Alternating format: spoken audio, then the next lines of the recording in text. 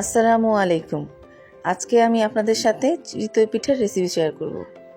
প্রথমে আমি চিতই পিঠা বানানোর জন্য 2 কাপ আতপ চাল এবং 1 কাপ ভাতের চাল মিশিয়ে ভালো করে ধুয়ে ভিজিয়ে নিয়েছি। প্রায় 2 ঘন্টা ভিজিয়ে রাখার পরে এই চালকে সামান্য একটু পানি দিয়ে ব্লেন্ডারে ব্লেন্ড করব এবং সঙ্গে 1 মুঠ ভাত দিতে হবে রান্না করা। এরপর ব্লেন্ড করা হয়ে গেলে এর সাথে হাফ চামচ লবণ এবং হাফ চামচ বেকিং পাউডার মিশাতে হবে। তবে মনে রাখতে হবে পানিটা যেন কুসুম গরম পানি দিয়ে ব্লেন্ড করতে হবে ব্লেন্ডারে, এবং কুসুম গরম পানি দিয়ে ব্লেন্ড করলে ভাতের চালটা ভালোভাবে মিশে, এবং খেয়াল রাখতে হবে যে ভালো করে যেন মিশে যায় বেকিং পাউডার এবং লবণ, এবং যে একটু দানা দানা হলেও কোনো সমস্যা নেই, কারণ ব্লেন্ডারে ব্লেন্ড করা হয়েছে। এবার এই ঘনত্বটা হবে এরকম, ঘনত্ব একটু পাতলাই হবে, কোনো সমস্যা নেই, পিঠা ফুলবে, কোনো সমস্যা হবে না।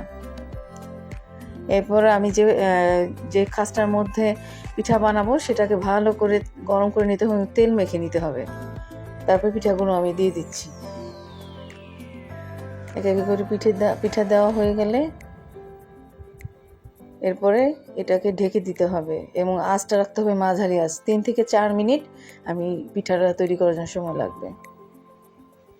দেখেছেন পিঠাটা কি সুন্দর ফুলে উঠেছে, এবং পিঠা যখন হয়ে যাবে তখন আপনি উঠে চলে আসবে। যখন উঠে চলে আসবে তখন আমরা পিঠাটা নামিয়ে নিব। প্রতিটা পিঠাই আলগা হয়ে গেছে, ফুলে উঠেছে এবং আলগা হয়ে গেছে, এবং এভাবে পিঠা বানালে অনেক নরম তুলতুলে হবে।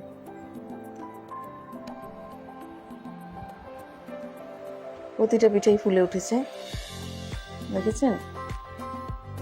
এখন আমি একটা পাত্রে পানি আর কাপড় ভিজিয়ে রেখেছিলাম, সেটা দিয়ে আবার যে পাত্রটা আছে ওটা আবার মুছিয়ে দিতে হবে।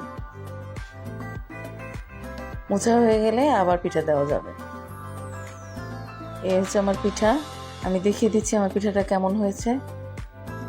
পিঠাটা কেমন নরম হয়েছে, নরম তুলতুলে হয়েছে এবং ফুলে উঠেছে, এবং পাশে জালি জালি ছিদ্র ছিদ্র হয়েছে, মচমচা হয়েছে পিঠাটা। দেখতেই পাচ্ছেন পিঠাটা কি নরম। আমার ভিডিওটি ভালো লাগলে লাইক এবং শেয়ার করে দিন। ওকে, আল্লাহ হাফেজ।